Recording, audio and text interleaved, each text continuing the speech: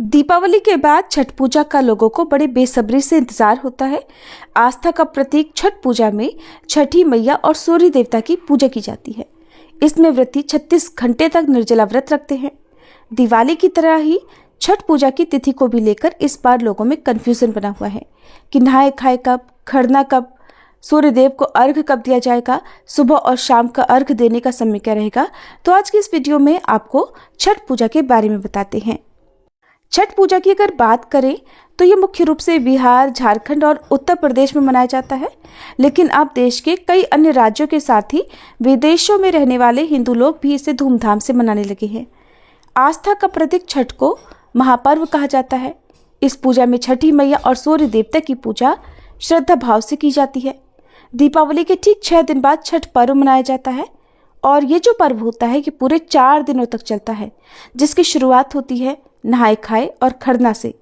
फिर डूबते और उगते सूर्यदेव को अर्घ दिया जाता है।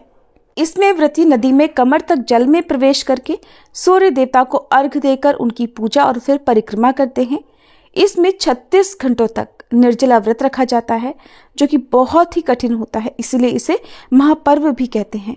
छठ पूजा का जो व्रत है वो सबसे कठिन व्रतों में से एक है। ऐसी मान्यता है कि छठी माई की पूजा करने से व्रती को आरोग्यता, सुख समृद्धि, संतान का सुख और आशीर्वाद प्राप्त होता है।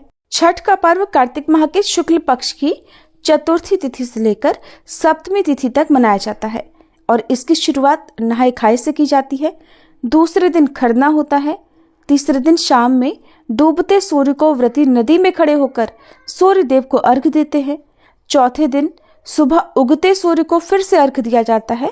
डूबते हुए सूर्य को कार्तिक माह के शुक्ल पक्ष की षष्ठी तिथि को अर्घ दिया जाता है और फिर उगते सूर्य देवता को सप्तमी तिथि को व्रती अर्घ देते हैं और इसी के साथ ही अर्घ देने के बाद छठ पर्व का पारण किया जाता है, यानी अन्न और जल ग्रहण कर लिया जाता है। इस बार छठ पूजा का पहला दिन, जो कि नहाए खाए के रूप में मनाया जाता है, 5 नवंबर मंगलवार को होगा। दूसरा दिन खरना, जिसे लोहंडा भी कहते हैं, 6 नवंबर बुधवार को होगा। तीसरा दिन, जिसमें शाम के समय संध्या अर्घ सूर्य देवता को दिया जाता है, 7 नवंबर दिन बृहस्पतिवार को होगा। चौथा दिन, जिसमें उषा अर्घ दिया जाता है, यानी उगते हुए सूर्य देवता को अर्घ दिया जाता है और जो कि छठ पूजा का अंतिम दिन होता है, 8 नवंबर शुक्रवार को होगा। और इस बार उदया तिथि के अनुसार 7 नवंबर दिन बृहस्पतिवार को ही छठ पूजा रहेगी, यानी जो व्रत वाला मुख्य दिन होगा वो इसी दिन होगा। अब जान लीजिए कि छठ पूजा के सभी दिनों में सूर्योदय और सूर्यास्त का समय क्या रहेगा।